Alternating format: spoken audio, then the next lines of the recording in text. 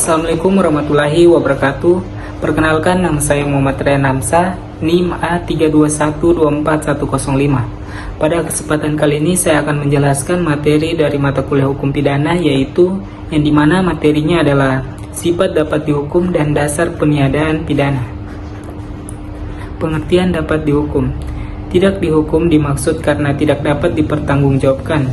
Berbicara tentang seseorang yang tidak dapat dipertanggungjawabkan, tentu tidak dapat terlepas dari seseorang yang dapat dipertanggungjawabkan.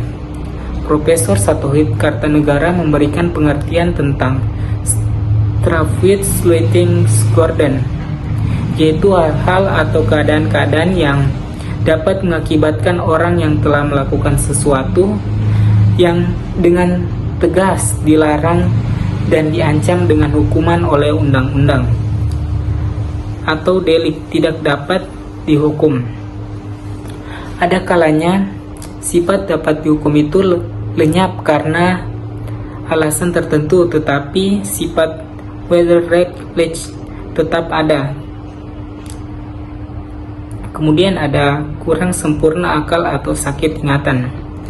Orang yang tidak dapat dipertanggungjawabkan terhadap perbuatannya adalah, yang pertama itu ada orang yang tidak dapat bebas menentukan kehendaknya terhadap perbuatan yang dilakukannya.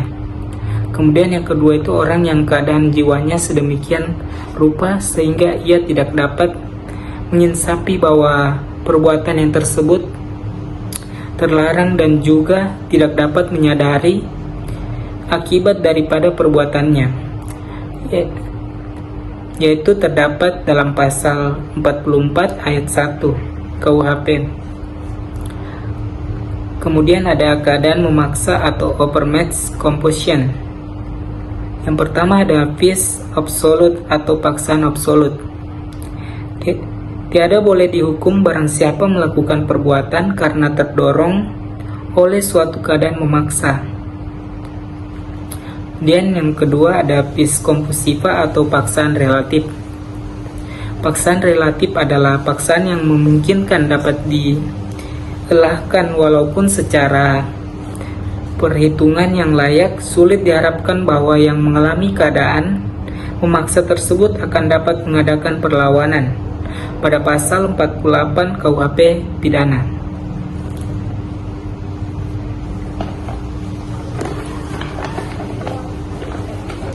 Kemudian ada keadaan terpaksa atau not to stand necessity. Not to stand merupakan perluasan dari overmatch timbul dari suatu keadaan terpaksa.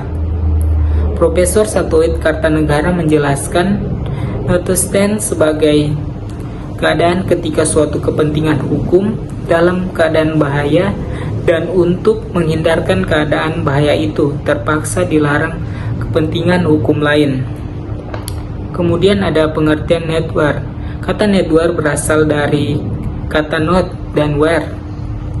Not berarti keadaan darurat, sedangkan kata where berarti pembelaan atau tear dan Van der Text 1957. Jika arti kedua kata tersebut digabungkan, dapat diartikan sebagai berikut: melepaskan diri bahaya dalam keadaan terpaksa atau menolong dari keadaan sukar, diatur dalam pasal 49 KUHP.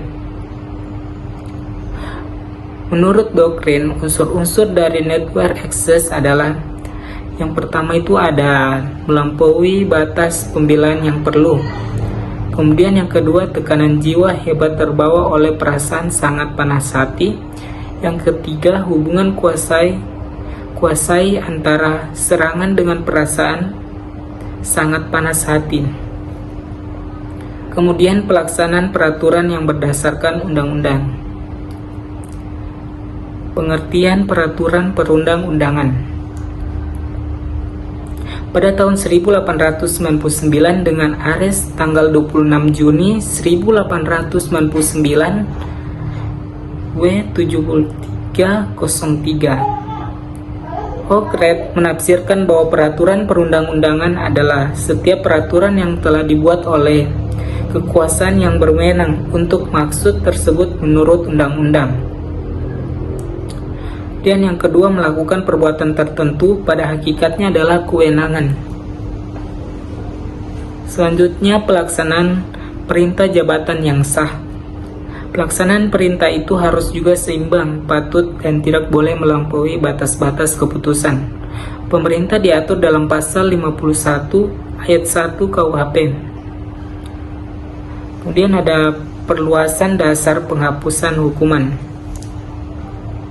Yang pertama, tidak mampu bertanggung jawab dihubungkan dengan keadaan rohani dan jasmani dari si pelaku.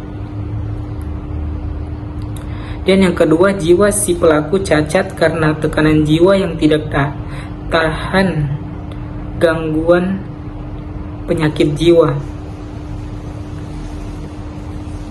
Kemudian yang terakhir, perbuatan si pelaku tetap merupakan perbuatan melawan hukum, tetap karena keadaan pelaku yang demikian.